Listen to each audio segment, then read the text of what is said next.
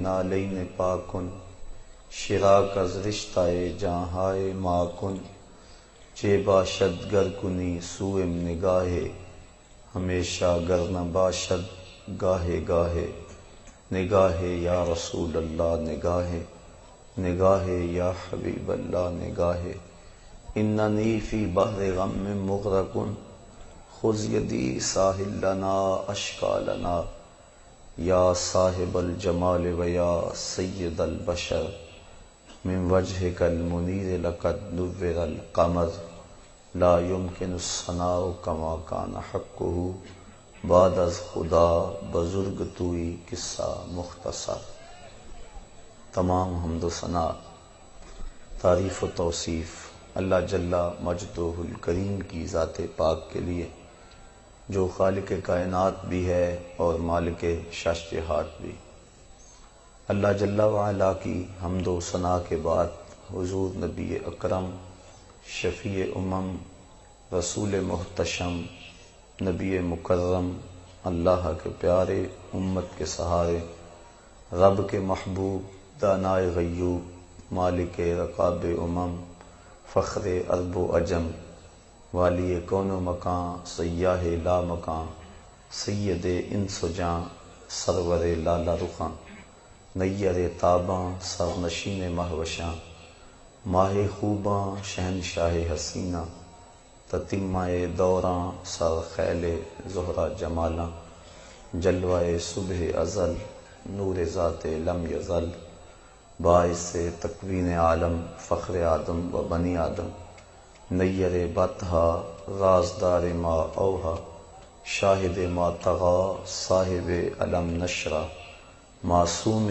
آمنہ احمد مجتبیٰ حضرت محمد مصطفیٰ صلی اللہ علیہ وسلم کے حضور ناز میں اپنی عقیدتوں ارادتوں اور محبتوں کا خراج پیش کرنے کے بعد انتہائی واجب الاحترام ذوی الاحتشام معزز محترم سامعین خواتین و حضرات السلام علیکم ورحمۃ اللہ وبرکاتہ۔ ہر حرف آخر کے عنوان سے بہت کچھ دیکھا۔ بزرگوں نے اپنے انتقال کے وقت جو وصیتیں کی وہ بھی نظروں سے گزریں، بڑے بڑے مفکرین کی آراء بھی پڑھی، لیکن جب نظر ٹھہری تو فرمان رسالت معاق پہ ٹھہری۔ فرمایا انا افصح العرب، میں عربوں میں سب سے زیادہ فصیح ہوں، بات کرنے کا جو ڈھب مجھے ہے وہ کسی اور کو نہیں ہے۔ کلام کا حسن یہ ہے کہ لفظ تھوڑے ہوں معانی و مطالب زیادہ۔ خیر الکلام ما قل و دل، بہتر کلام وہ ہے جو قلیل ہو اور مدلل ہو۔ لہو خورشید کا ٹپ کے اگر ذرے کا جگر چیریں، یہ نہیں کہ 3 گھنٹے کی تقریر بعد میں دیکھو تو پلے کچھ بھی نہ۔ حسن ہے کلام کا کہ تھوڑے لفظ ہوں لیکن معنی و مطالب کے انبار ان کے اندر موجود ہوں۔ اور آقا کریم علیہ السلام کے کلام کا یہ اعجاز ہے کہ حضور 2-4 جملے فرما دیتے ہیں لیکن برسوں اس کی تشریح کرتے رہو۔ بڑی سی بڑی کہانی کو چند لفظوں میں سمو دیتے ہیں۔ سلطان محمود غزنوی کو اس بات میں شک تھا کہ میرا باپ کون ہے، سلطان سبکتگین یا کوئی اور۔ دوسرا شک اس کو قیامت کے بارے میں بھی تھا، یہ اس کی زندگی کے ابتدائی حالات ہیں۔ تیسرا شک اس کو اس حدیث کی صحت پہ تھا، العلماء ورثۃ الانبیاء، علماء نبیوں کے وارث ہوتے ہیں۔ وہ کہتا تھا یہ ٹوٹی پھوٹی چٹائیوں پہ بیٹھ کے پڑھنے پڑھانے والے بھلا نبیوں کے وارث کیسے ہو سکتے ہیں؟ خیر وقت گزرتا گیا۔ ایک دن سلطان محمود غزنوی گھر سے نکلا خادم سونے کا شمعدان لیے آگے آگے چل رہا تھا۔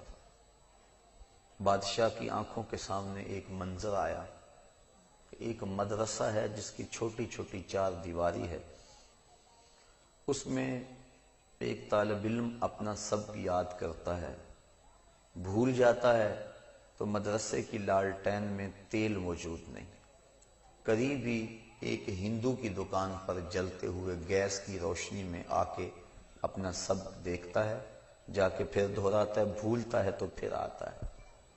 زندگی میں پہلی مرتبہ اس نے علم دین کے لیے یہ تڑپ دیکھی تھی اور ان لوگوں کے دکھوں سے پہلی مرتبہ آگاہ ہوا تھا۔ دل پسیج گیا، وہ سونے کا شمعدان اس طالب علم کو دے دیا۔ طالب علم راضی ہو گیا۔ ایک روایت کے لفظ ہیں، من اعانا عالما او متعلما بقلم منکسر او بقرطاس فکأن بنى الکعبۃ 70 مرہ، جس نے کسی عالم یا طالب علم کی مدد کی کاغذ کا ٹکڑا دے کر یا ٹوٹا ہوا قلم ہی دے کر، وہ ایسا ہے جس طرح اللہ کے گھر کعبے کو 70 بار تعمیر کیا، اور اس نے وہ پورا شمعدان دے دیا۔ طالب علم راضی ہوا، اللہ کے محبوب بھی راضی ہو گئے۔ یہ جو طلباء ہیں، ان کی خدمت سے حضور کی رضا نصیب ہوتی ہے۔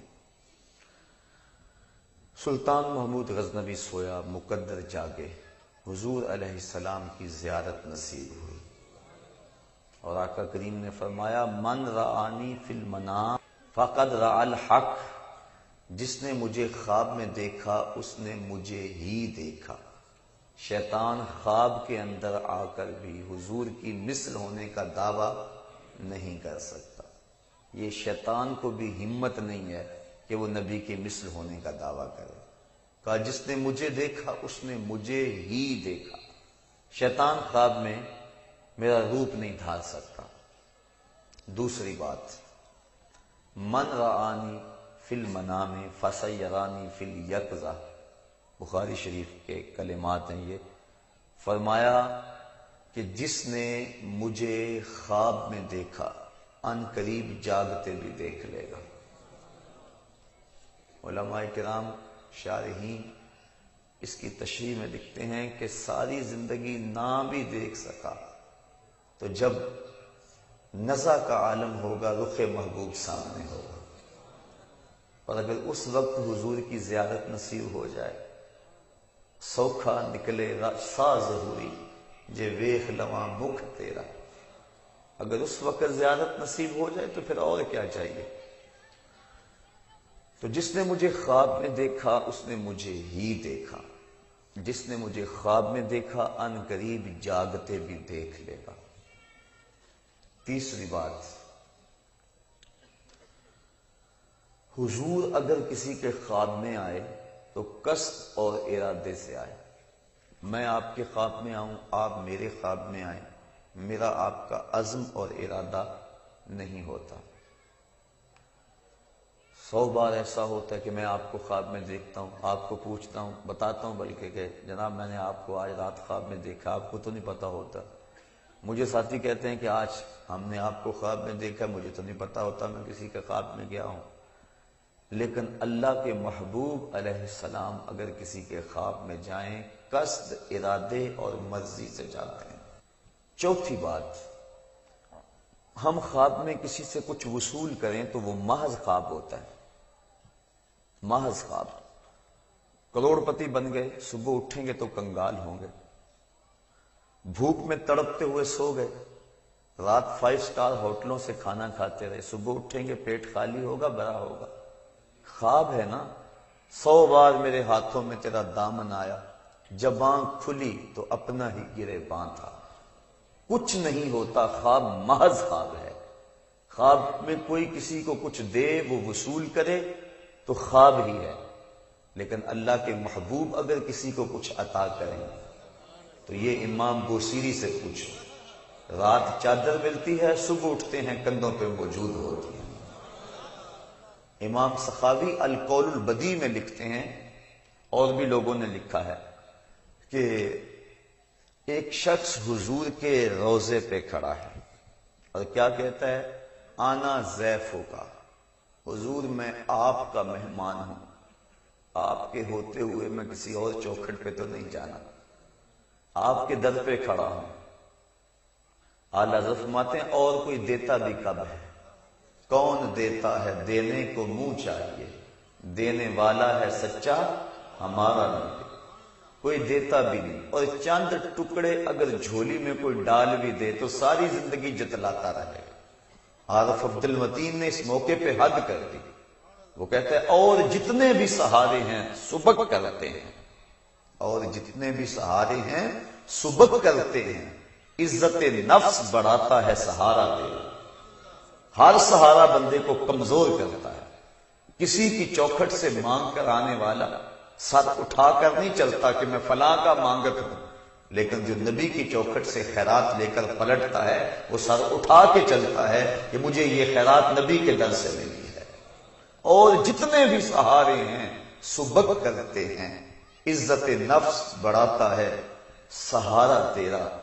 اور اعلیٰ حضرت نے حد کر دی، فرماتے ہیں ٹھوکریں کھاتے پھرو گے ان کے در پہ پڑ رہو، ٹھوکریں کھاتے پھرو گے ان کے در پہ پڑ رہو، قافلہ تو اے رضا اول گیا آخر گیا۔ وہ تو کھڑا ہی حضور کی چوکھٹ پہ، آنا ضیف ہوگا، حضور میں آپ کا مہمان ہوں، آپ کے ہوتے ہوئے میں نے کسی اور چوکھٹ پہ نہیں جانا۔ اور یہاں کھڑا عرض کر رہا ہے، بندہ مٹ نہ جائے آقا پہ تو وہ بندہ کیا ہے؟ بے خبر ہو جو غلاموں سے وہ آقا کیا ہے؟ کہتا کھڑے کھڑے پہ میری آنکھ لگ گئی، آنکھ لگی تو مقدر جاگا۔ حضرت علی المرتضی رضی اللہ تعالی عنہ اور حضرت عمر فاروق رضی اللہ تعالی عنہ کی ملاقات ہوئی، اور انہوں نے کہا ٹھہر ٹھہر حضور آ رہے ہیں۔ کہا تھوڑی دیر کے بعد آقا کریم تشریف لائے، حضور کے ہاتھ میں روٹی تھی، مجھے عطا کرتے ہوئے فرمایا لے لے۔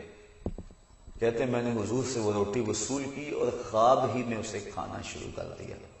ابھی آدھی کھائی تھی کہ میری آنکھ کھل گئی، جب آنکھ کھلی تو دوسرا آدھا ٹکڑا میرے ہاتھ میں موجود تھا۔ حضور اگر عطا فرمائیں تو وہ حقیقت میں عطا فرمانے والے ہیں۔ تو یہ چار چیزیں ذہن میں رکھیں، جس نے حضور کو دیکھا اس نے حضور کو ہی دیکھا، جس نے حضور کو خواب میں دیکھا بیداری میں بھی وقت جاگیں گے، اور تیسری بات حضور جس کے خواب میں آئے قصد اور ارادے سے آئے، اور چوتھی بات جو عطا کیا وہ حقیقت میں عطا کیا۔ سلطان محمود غزنوی سویا مقدر جاگے، تین شک تھے، میرا باپ کون، قیامت آئے گی کہ نہیں، علماء نبیوں کے وارث ہوتے ہیں یا یہ علماء کے من گھڑت الفاظ ہیں۔ اب سویا مقدر جاگے، آقا کریم خواب میں تشریف فرما ہوئے اور مسکراتے ہوئے کہا اے سبکتگین کے بیٹے محمود، آج تو نے میرے ایک وارث کی قدر کی ہے، کل قیامت کو میں تیری شفاعت کروں گا۔ ایک جملہ ارشاد فرمایا، تین شک بھی دور کیے، جنت کی بشارت بھی عطا فرمائی۔ یہ ہے کلام کا حسن کہ تھوڑے لفظ ہوں معانی و مطالب کے انبار اس کے اندر موجود۔ تو آقا کریم علیہ السلام کے کلام کا یہ حسن ہے، ان کی ہر بات پہ بات ختم ہو جاتی ہے، ان کا ہر حرف حرف آخر ہے، ان کے منہ سے نکلنے والی بات فضاؤں میں روشنی بکھیر دیتی ہے۔ اذا تکلم رویا کالنور یخرج من بین ثنایاہ، جب بات کرتے ہیں تو دانتوں کے سوراخوں سے نور کی کرنیں چھن چھن کے نکلتی ہیں۔ عبداللہ ابن سلام یہودیوں کا بہت بڑا عالم ہے، مناظرہ کرنے کے لیے آ گیا، یہودی علماء نے تیار کر کے بھیجا، مشکات میں روایت ہے، ابو داؤد شریف میں روایت ہے، باقی کتب میں روایت ہے۔ آ کے بیٹھ کے مجلس لگی تھی، نور پھوٹ رہا تھا، چشمہ ابل رہا تھا، حضور گفتگو کر رہے تھے، اور گفتگو کا عنوان کیا تھا؟ صلہ رحم، سل من قطع کا واط من حرم کا۔ دو لفظ ہی ساری حقیقتوں سے پردہ اٹھا دیتے ہیں۔ سل من قطع کا، جو تجھ سے تعلق توڑے تو اس سے تعلق جوڑ، واط من حرم کا، جو تجھے محروم رکھے تو اس کی جھولیاں بھر دے۔ بس وہ یہ جملے سنے تو دل میں اتر گئے، مناظرہ بھول گیا، وہ جو پوٹڑی باندھ کے لائے تھے سوالوں کی تتلیوں کی طرح اڑ گئی، سارے سوال ہوا میں تحلیل ہو گئے، کوئی سوال یاد نہ رہا۔ رومی کہتے ہیں اے لکھائے تو جواب ہر سوال، تیری ملاقات ہی تو سارے سوالوں کا جواب ہے۔ اور اقبال کہتا ہے یک نظر کر دی وہ آداب فنا آموختی وہ روزے کے خاشا کے مرا وا سوختی، کہ تو نے ایک نظر کر دی اور ایک نظر میں سارے مسئلے حل کر دیے۔ عبداللہ ابن سلام کو کہا بتاؤ کدھر آئے ہو؟ کہا غلام بننے آیا۔ جو مناظرہ کرنے آیا تھا غلام بن گیا، تیری تک کے ادامہ میں مرید ہو گئی۔ کہا میں تو غلام بننے آیا ہوں۔ اب عبداللہ ابن سلام بڑا پڑھا لکھا عالم، جب ایمان کی دولت سے مالا مال ہوا، جو ہاتھ اٹھائے بیٹھے تھے کہ ابھی خبر آتی ہے کہ عبداللہ ابن سلام کے سوالوں کا جواب نہیں آیا مسلمانوں کے نبی، ان کے کانوں نے یہ خبر سنی، وہ بھی غلام بن گیا۔ سودا لینے کے لیے بازار گئے، ہاتھ اس کے بکے جس کے خریدار گئے۔ تو علماء یہود مجلس نبی میں بھاگ کے آ گئے اور عبداللہ ابن سلام کو کوشت دینے لگے، تو نے رسوا کر دیا، یہودیت کی ناک خاک آلود کر دی۔ تو سنی عبداللہ ابن سلام نے کیا جواب دیا، سونے کے پانی کے ساتھ لکھنے کے قابل ہے۔ کہتے مجھے کیا پوچھتے ہو، عرفت ان وجہہ لیس بوجہ کذاب، میں نے جب اس پیارے کے چہرے کو آ کے دیکھا ہے نا، میرے دل نے گواہی دی ہے یہ چہرہ کسی جھوٹے کا ہو ہی نہیں سکتا۔ آج سارے جھگڑے اس لیے ہیں کہ لوگوں نے میرے محبوب کو دیکھا نہیں۔ پیر وارث شاہ نے حد کر دی، وہ کہتے ہیں جنہ ویکھیا نہیں ہو کرن گلاں، جنہ ویکھیا نہیں ہو کرن گلاں، جنہ ویکھیا ہو تے بول دے، جڑے محرم راز حقیقت دے او راز حقیقت کھول دے۔ تو اجے میرا یار نہیں ڈٹھا جنوں ویکھ کے چن شرماوے، ادھی راتی دن چڑھ جاوے، جیو رخ تو نقاب اٹھاوے، تے جیو نکلے سیر کرن سارا گلشن سیس نواوے، جے ہاتھ پھلاں وچ رکھدا ہاتھ پھلاں تو ود جاوے، نین نشیلے مست رسیلے وچ سونا کجل سہاوے، اکھ اگڑے تے انج پیا جاپے جویں میں خانہ کھل جاوے، کیا خوب سجن دیاں اکھیاں نے جویں پر کے سرائیاں رکھیاں نے، اکھ اگڑے تے انج پیا جاپے جویں میں خانہ کھل جاوے، توبہ توبہ حسن سجن دا چال نہ چلی جاوے، بجلی ڈر دی لشک نہ مارے متا بے ادبی ہو جاوے، علم خدا نے اینا دتا عقلاں وچ نہ آوے، عقل خدا نے اینی دتی علماں وچ نہ آوے، کی اعجاز نظر وچ او دی جو آوے وک جاوے، خلق او دے نے مولئی دنیا کوئی ورلائی جان بچاوے، آزم ایڈا سونا ماہی سنو کدرے نظر نہ آوے۔ کہا کیا پوچھتے ہو، میں نے دیکھتے ہی پہچان لیا یہ چہرہ کسی جھوٹے کا تو ہو ہی نہیں سکتا ہے۔ اللہ اکبر، رخ کے آئینے میں مصور جڑا ہوا، چہرے کی ہر لکیر پہ قرآن لکھا ہوا، اذا تکلم رویا کالنور یخرج من بین سنایا ہو، جب بات کریں تو سنایا دانتوں سے نور کی کرنیں چھن چھن کے نکلیں۔ تو آقا کریم جو فرما دیتے ہیں مختصر مگر جامع، حضرت ابو ذر غفاری رضی اللہ تعالی عنہ فرماتے ہیں ایک دن میں مسجد نبوی میں آیا، رش کم تھا، حضور بیٹھے ہوئے تھے، میں حاضر ہو گیا۔ آقا کریم فرمایا ابو ذر، ہر چیز کے آداب ہیں اور مسجد کے بھی کچھ آداب ہیں۔ میں نے عرض کی حضور ارشاد فرمائیں مسجد کے آداب کیا ہیں؟ قال رکعتین، کہا 2 رکعتیں، جب مسجد میں آؤ تو 2 رکعتیں پڑھو، تحیت المسجد، کہتے ہیں میں نے 2 رکعتیں پڑھی، اس کے بعد پھر حضور کے پاس آ کے بیٹھ گیا اور آقا کریم کی خدمت میں نے عرض کی ای الاعمال احب الی اللہ، حضور سب سے محبوب ترین عمل کون سا ہے جو اللہ کو سب سے زیادہ پسند ہے؟ مجھے ارشاد فرما دیجئے۔ قال الایمان باللہ وجہاد فی سبیلہ، کہا اللہ پر ایمان لانا اور اس کے راستے میں جہاد کرنا، یہ محبوب ترین عمل ہے اللہ کا۔ کہتے میں نے پھر پوچھا ای المؤمنین اکملہم ایمانا، کون سے مومن ہیں جو ایمان میں کامل ہیں؟ مومنوں میں سے وہ کون شخص ہے جس کا ایمان مکمل ہے؟ قال احسنہم خلقا، جس کے خلق اچھے ہیں اس کا ایمان کامل ہے۔ ذرا دیکھیے ایک ایک جملے کے اندر کتنی کتنی حقیقتوں کو سمویا جا رہا ہے۔ پھر میں نے کہا فَأَيُّ الْمُسْلِمِينَ أَفْضَلُ، مسلمانوں سے افضل کون ہے؟ قال من سلم المسلمون من لسانہ ویدہ، جس کے ہاتھ اور جس کی زبان سے دوسرے مسلمان محفوظ رہے۔ یہ جو ہم کہتے ہیں نا السلام علیکم، یہ تحیت المسلم ہے، یہ دوسرے مومن بھائی کو ضمانت دینا ہے۔ السلام علیکم، تجھے سلامتی ہو، یعنی میرے بھائی تیری عزت، تیرا مال، تیری آبرو اور تیری جان، اس کو میرے سے کوئی خطرہ نہیں ہے۔ السلام علیکم، میری طرف سے تجھے ضمانت ہے۔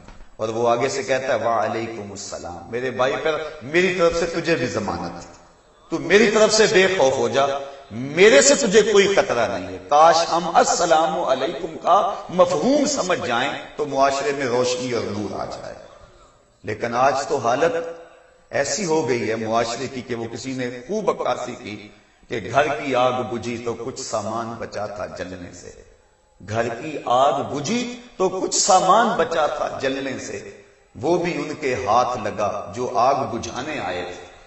یہ ہمارا معاشرہ ہے، جبکہ السلام علیکم جو تحیت المسلم ہے، اس کا معنی یہ ہے کہ تیری جان، تیری آبرو، تیرا مال، تیری عزت مجھ سے محفوظ ہے۔ حضرت لقمان حکیم فرماتے ہیں کہ 4000 نبیوں کی وصیتوں کو میں نے جمع کیا اور ان میں سے میں نے 8 کلموں کا انتخاب کیا، اور ان میں سے ایک کلمہ یہ ہے جب کسی کے گھر جاؤ تو اپنی آنکھ پر پہرے بٹھاؤ، کسی کے گھر میں جا کے خیانت کا ارتکاب نہ کرو۔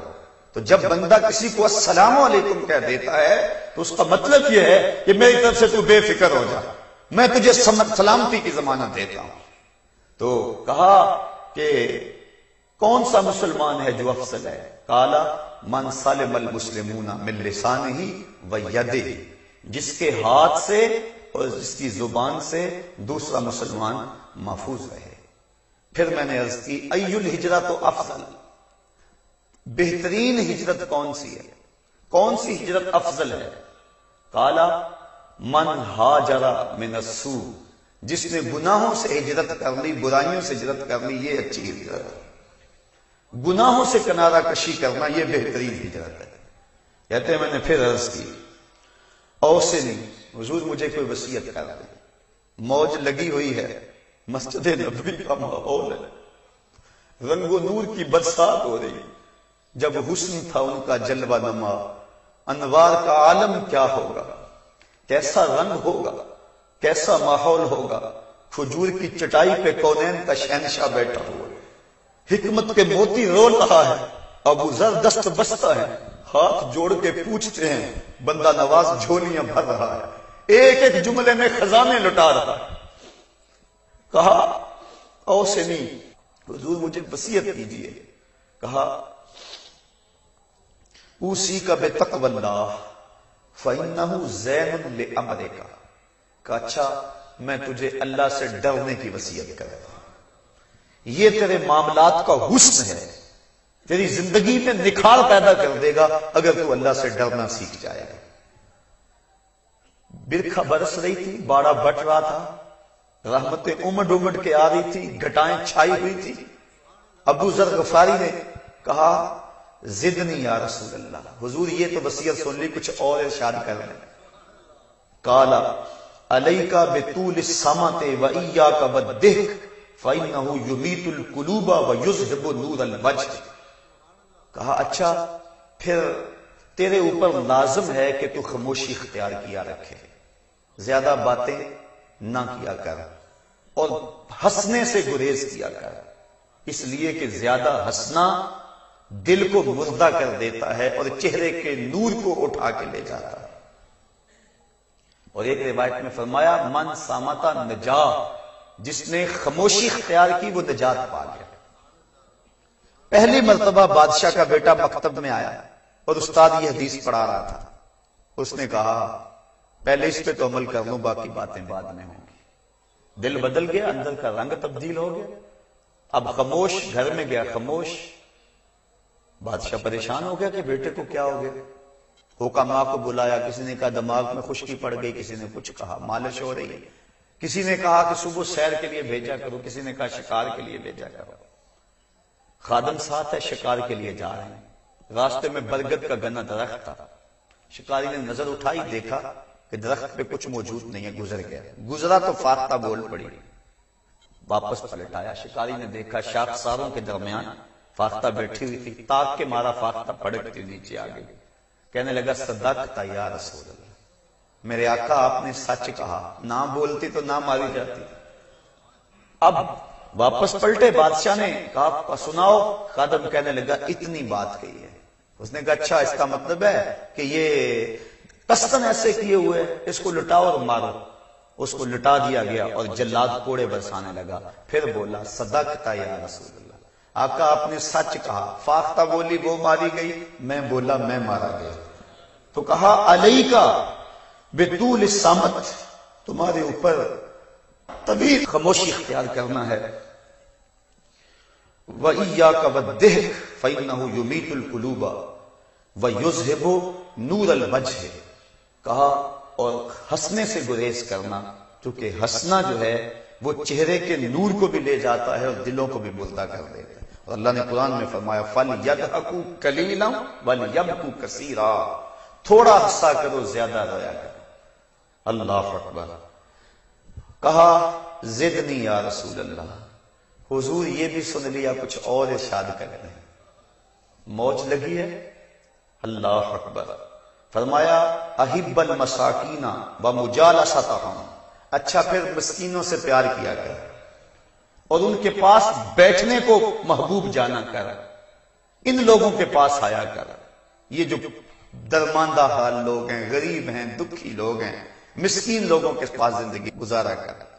اللہ اکبر. آج تو ہم افطاری بھی کریں تو ہم کہتے ہیں کہ کسی منسٹر کی کریں تاکہ پتہ چلے ہمارے گھر کوئی مہمان آئے، لیکن کہا مسکینوں کے پاس بیٹھا کرو. اور ایک روایت کے لفظ ہیں حل ترزقون بدفعکم، جانتے ہو تمہیں رزق کیوں دیا جاتا ہے، آسمان سے بارشیں کیوں برستی ہیں. کہا یہ جو مسکین اور غریب اور کمزور لوگ ہیں ان کے صدقے اللہ تمہیں رزق عطا فرماتا ہے. تو کہا احب المساکین ومجالستہم، مسکینوں کے پاس بیٹھا کرو اور ان کی صحبت میں وقت گزارا کرو. ڈھونڈ اجڑے ہوئے دلوں میں وفا کے موتی، ڈھونڈ اجڑے ہوئے دلوں میں وفا کے موتی، یہ خزانے ممکن ہیں تجھے خرابوں میں ملے. ایسے لوگوں کی صحبت اختیار کیا کرو. کہا زدنی یا رسول اللہ. حضور کچھ اور ارشاد کر رہے ہیں. آقا کریم نے فرمایا قل الحق ولو کان مرا. ابو ذر پھر حق کہو چاہے سخت کڑوا ہو. پھر عرض کی زدنی. حضور کچھ اور ارشاد فرما دو. اللہ اکبر. تو آقا کریم نے ارشاد فرمایا لا تخف فی اللہ لومۃ لائم، اللہ کے راستے میں کسی ملامت کرنے والے کی ملامت سے نہیں ڈرنا. اس راستے میں جو دکھ آ جائیں انہیں سینے سے لگا لینا. جے سونا میرے دکھ وچ راضی تے میں سکھ نو چلے ڈاواں. تو سکھوں اور دکھوں کی کہانی جو ہے اس کو چھوڑ دے. اللہ کی راستے کے اندر جو بھی دکھ آئے ملامت کرنے والے کی ملامت کو قبول کر لینا ہے، اور اس کے لیے تو تیرے سینے کے اندر کوئی خوف اور کوئی ایسی چیز، کوئی ایسا ریب نہیں پایا جانا چاہیے. اور ایک موقع پہ حضور نے فرمایا ترک الشر صدقہ، شر کو چھوڑ دینا صدقہ ہے. اور ایک حدیث کے الفاظ ہیں جنت الرجل دار، آدمی کا گھر اس کی جنت ہے. کہیں فرمایا انتظار الفرج عبادت، انسان غربت، پریشانی، دکھ میں موجود ہو تو وہ اللہ سے توقع رکھے کہ میرا اللہ مجھے خوشحالی دے دے گا، صحت دے دے گا، بہتری دے دے گا. تو فرمایا اچھائی کے انتظار میں رہنا یہ بھی عبادت ہے. اور ایک موقع پہ فرمایا تعلموا لغت قوم تامنوا شرهم، کسی قوم کی زبان سیکھ لوگے تو اس قوم کے شر سے بچ جاؤ گے. اور ایک موقع پہ فرمایا کن فی الدنیا کانک غریب او عابر السبیل، دنیا میں ایسے رہو جس طرح مسافر رہتا ہے، یا جس طرح سڑک عبور کرنے والا جو سڑک عبور کر جاتا ہے، تم دنیا میں اس طرح رہو. بہت بڑی حقیقتوں کو دو لفظوں میں سمویا جا رہا ہے۔ اور ایک موقع پہ فرمایا انظروا الی من هو اسفل منکم ولا تنظروا الی من هو فوقکم، جو تم سے نیچے ہیں ان کو دیکھو، جو اوپر ہیں ان کو نہ دیکھو۔ اپنی مٹی پہ ہی چلنے کا سلیقہ سیکھو، سنگ مرمر پہ چلو گے تو پھسل جاؤ۔ حضرت شیخ سعدی فرماتے ہیں میں دمشق کی جامع مسجد میں جمعہ پڑھنے کے لیے گیا، جب میں نکلا تو میرا کسی نے جوتا اٹھا لیا، میرے پاس سکت نہیں تھی کہ دوسرا جوتا بھی خرید لوں، ننگے پاؤں دمشق کے بازار میں جا رہا ہوں، دل میں خیال آیا اتنی بے بسی کہ تیرے پاس جوتا خریدنے کے لیے بھی کوئی رقم نہیں ہے۔ کہتے ہیں اچانک آگے سے ایک آدمی آ رہا تھا جس کے پاؤں بھی نہیں تھے، میں فوراً سجدہ ریز ہو گیا، مالک تیرا شکر ہے میرے پاؤں تو موجود ہیں۔ تو جب اپنے سے نیچے دیکھو گے تو پھر دکھ نہیں ہوگا، اور جب اوپر دیکھو گے تو پھر معاملہ خراب ہو جائے گا۔ اس لیے کہا انسان کو تسکین کی وادی میں اتارنے کے لیے حضور کا یہ جملہ کتنا رہنما ہے۔ فرمایا انظروا الی من هو اسفل منکم ولا تنظروا الی من هو فوقکم، اور فرمایا طوبی لمن ہدی للاسلام وکان عیشہ کفافا، اس شخص کو مبارک ہو جس کو اسلام مل گیا، جس کو اسلام کی دولت نصیب ہو گئی اور اس کو ایسا رزق مل گیا جس سے اس کا گزر اوقات ہو جاتا ہے، یہ اس شخص کے لیے باعث مبارک ہے۔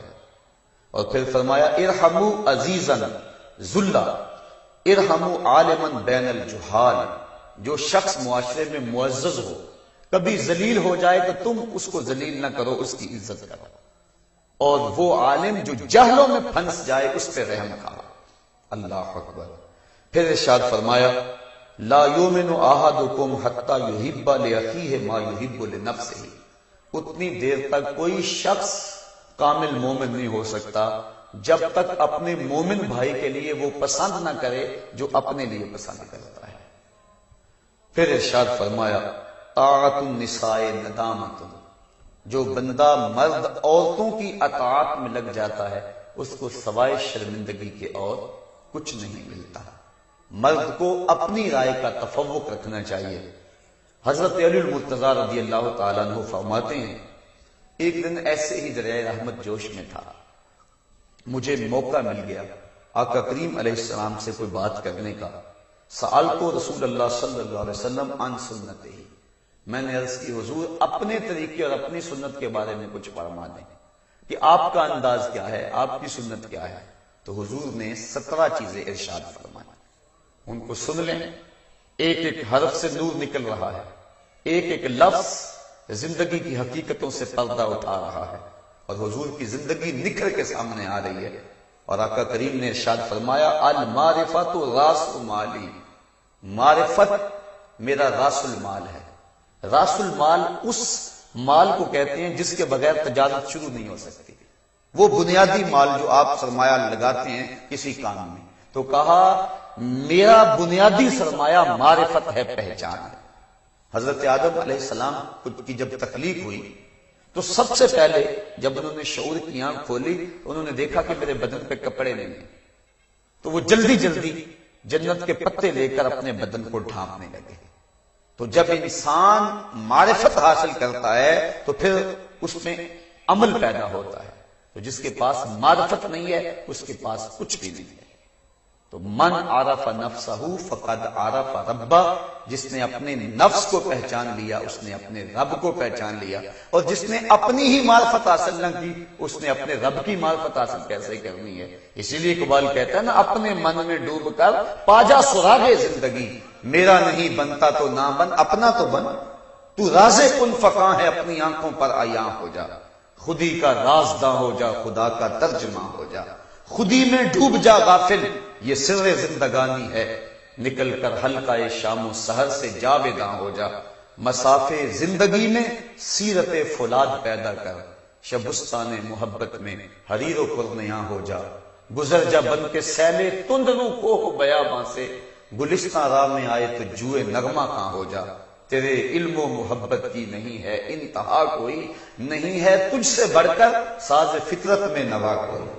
تو جس کو اپنی معرفت ہی حاصل نہیں اس کو کسی کی پہچان کیسے ہونی ہے؟ تو کہا المعرفت راس مالی، معرفت میرا راس المال ہے، والعقل اصل دین، اور عقل میرے دین کی جڑ ہے۔ باقی ادیان کے اندر عقل کو اہمیت نہیں دی گئی۔ یہ عیسائی کہتے ہیں کہ تثلیث کے عقیدے کو کڑوا گھونٹ سمجھ کے پی لے اور نہ سوچ کے اس کا معنی اور اس کا مفہوم کیا ہے، بس اس کو عقل کے برخلاف ہے لیکن اس چیز کو تو قبول کر لے۔ لیکن اسلام نے عقل کو اہمیت دی، فرمایا والعقل اصل دینی، عقل میرے دین کی جڑ ہے، والحب اساسی، اور محبت میری بنیاد ہے۔ یہ دین محبت پہ استوار ہے، محبت نہیں تو کچھ نہیں ہے۔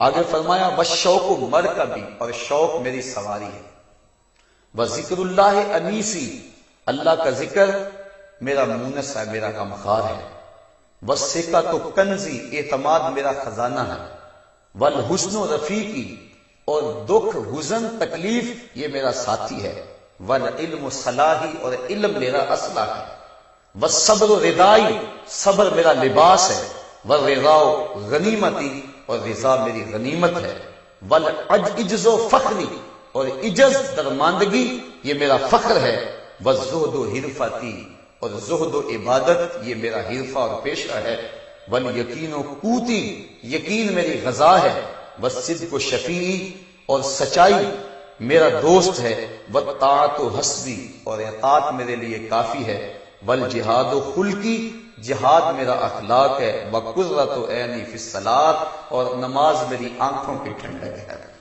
ایک ایک حرف، ایک ایک لفظ اور ایک ایک جملہ نور بانٹتا ہے۔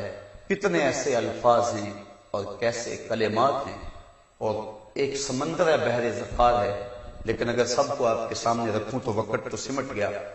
حضور کی آخری نصیحت جو اپنی امت کو ہے وہ آپ کے سامنے رکھ کے اپنے موضوع کو نقطہ انجام تک پہنچاؤں گا۔ حضرت علی المرتضیٰ رضی اللہ تعالی عنہ سے روایت ہے کہ جب حضور علیہ السلام کا آخری وقت آیا تو اس وقت حضور حجرہ عائشہ میں تھے، اور آقا کریم نے اس وقت فرمایا کہ مجھے مسواک دو۔ حضرت عائشہ صدیقہ رضی اللہ تعالیٰ عنہ فرماتی میں نے مسواک پیش کی، لیکن آقا کریم جب مسواک کو منہ میں لیا تو مسواک سخت تھی، پھر واپس کر دی۔ میں نے اس کو چبا کر پھر حضور کو دیا۔ حضرت عائشہ صدیقہ ساری زندگی فخر کیا کرتی تھی کہ آخری لمحوں میں میرا لعاب اور حضور کا لعاب جڑ گیا تھا۔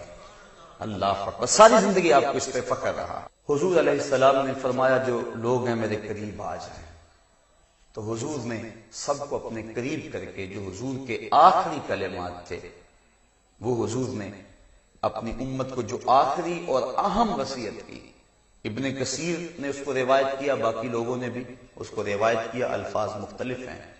ایک روایت کے لفظ حضور نے فرمایا الصلاۃ وما ملکت ایمانکم، اور دوسری روایت کے لفظ نے فرمایا اوصی بالصلاۃ والزکاۃ وما ملکت ایمانکم۔ اس موقع پہ میں جو تمہیں آخری وصیت کر رہا ہوں وہ یہ ہے کہ نماز کو نہیں چھوڑنا۔ یہ حضور کی، ہمارے پیغمبر کی، ہمارے آقا و مولا کی امت کو آخری وصیت ہے۔ یہ فرمایا نماز نہیں چھوڑنی اور زکوٰۃ کو ادا کرتے رہنا ہے، اور آگے فرمایا جو تمہاری ملک ہیں ان کے بارے میں اللہ سے ڈرنا۔ غلام اور بیوی یہ دو تمہاری ملک ہیں، یہ تمہارے محتاج ہیں، تمہارے دست نگر ہیں، اگر تم ظلم کرو گے تو یہ بیچارے کیا کریں گے؟ تو جو پیغمبر اسلام، آقا نبی رحمت، امام الانبیاء کی امت کے نام آخری وصیت تھی، اور اس کے بعد حضور علیہ الصلوۃ والسلام اللہ کے حضور پیش ہو گئے، اللہم بالرفیق الاعلی۔ کہا اللہ نے کو بندے کو اختیار دیا ہے، چاہے وہ اس دنیا پہ رہے چاہے